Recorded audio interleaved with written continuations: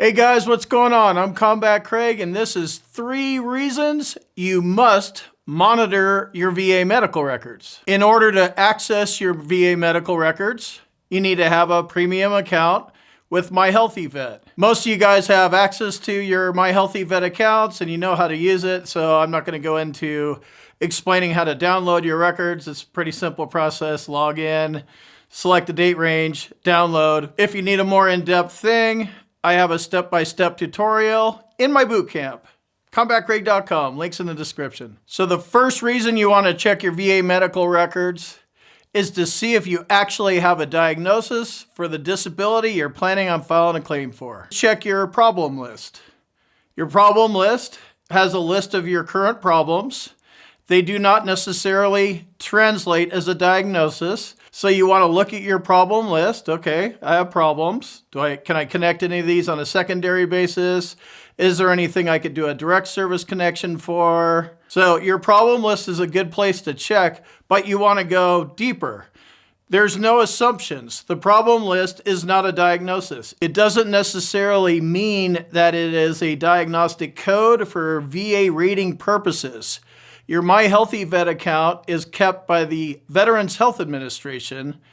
With a VA claim, that's the Veterans Benefits Administration. They conveniently find things unuseful. Is unuseful a word? Let's make unuseful a word. So they find things conveniently unuseful when it's convenient for them. So go look and make sure that you actually have a diagnosis. Look in your medical records. It's on your problem list. There's a diagnostic code, there's a date, whatever information you can glean from it. Then hit Control F, if you're searching for PTSD, hit Control F or Command F if you're on a Mac. You should be on a Mac. What are you guys doing using PCs and Androids anyway? So Command F, and then look for PTSD and review all your records and go find the diagnosis. If you can't find the diagnosis, that means it doesn't exist. You just identified the first problem. You need to have a current diagnosis, current symptoms, and a nexus. Current means within the last year, but I would probably do it within the last 6 months. The more current, the better, right? So if you have something on your problem list and you cannot find the diagnosis, that's your first chore, get the diagnosis. The second reason you want to monitor your VA medical records is for symptoms. Are your symptoms being accurately reported? Is what you're telling them, are you sending them secure messages? If you are not using secure messaging, that is a great way to get subjective medical evidence in there. That will show up too. I sent them a message. Did it end up in my records? Check it a couple days later. Another little pro tip for you. So are the doctors, your healthcare professionals, providers, whatever you want to call them, clowns, are they actually misrepresenting the facts, what's going on? You go in, you talk about symptoms, veteran was fine. You have to remember, and I know this sounds ludicrous, why would there be a problem list with diagnostic codes and no diagnosis?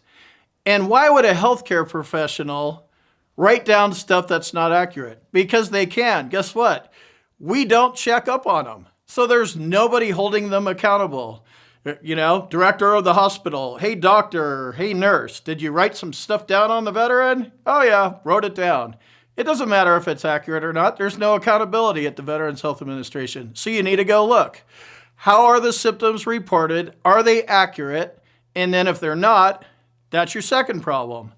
You need a diagnosis and you need to have current symptoms, and those symptoms need to reflect the rating you're going after. And if that's not going on, you need to fix that with your doctor. If you're not getting your symptoms accurately reported, patient advocate, White House hotline, raise hell, and get a new doctor or get a new professional or ask them why. I just told you yesterday, I came limping in here and I told you my plantar fasciitis pain's a 10. How come it says no pain in foot? You can call them, you can ask them, but you might want to just get another doctor. And an even better idea, get a private doctor. Private doctors are going to be a way better idea for you here. The third reason you want to monitor your VA medical records is for a nexus. This is the third part to establish service connection. So The nexus isn't a big unicorn thing. I mean, it is because it's a big part of it, diagnosis, symptoms, nexus. But there's this thing called a nexus letter. It's really just a nexus statement. It's the doctor's opinion, and it could just be in your medical records. So you want to download your VA medical records to see if you have a nexus. I'll give you an example. When I was having a lot of foot pain, I still do, but currently, as I sit here right now, I'm not all flared up with my plantar fasciitis. It's kind of mellow right now. That wasn't the case 2 months ago. Who knows what it'll be like in a couple weeks from now. But as I was going to the podiatrist, I used care in the community. So I went to a private doctor or a private podiatrist because it was like a 9-month wait or something stupid like that. So when I was getting shots in my foot and taped up and all that kind of stuff, I was getting treated for my left foot, but I was also getting treated for my right foot because plantar fasciitis came up in my right foot. The doctor actually wrote in, veteran has plantar fasciitis in his right foot, and it's caused by his left foot, in my opinion. That's the nexus. That is actually in my medical records. When I saw that, I was like, cool, I don't even need a nexus. I just need to explain, I think my right foot is connected to my left foot because I'm a layman. In reality, I knew the nexus was there. That's why I did that. That's why I didn't go out and seek a different opinion. So you want to just patrol your VA medical records at all times. You're looking for diagnosis. You're looking for secondaries. You're looking for accuracy. You're looking for nexus. Those are the main 3 things. This is a medical evidence claim, and you win it with medical evidence.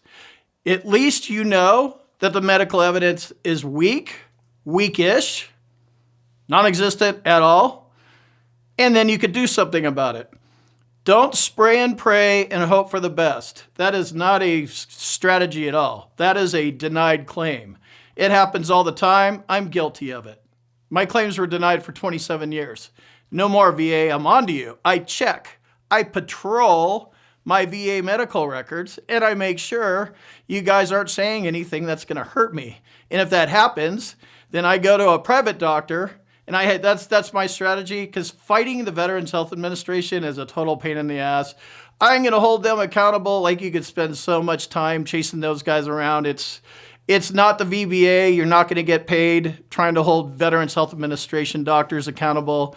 So I go in, look at my VA medical records, see if there's things that are weak or hurting me, and then I make sure I go to my private doctor and have him kind of offset that. So when they come after me for my rating reduction notice, those records are in there, and then I upload my private records in there. I check everything to make sure it's there, so when they come through, hopefully, I'll have enough in there so they don't reduce me. Little tips and tricks like this are what I teach in my boot camp. I go a lot more in depth, a lot more in detail, more of a step-by-step kind of thing. And you can check that out at combatcraig.com. And then if you're fighting an appeal and you're thinking, you know what, this is just too hard. I know it's too hard. You have to do it anyway. But if you want to give a lawyer a shot, check out Hill and Ponton at hillandponton.com. And I'll see you guys in the next video.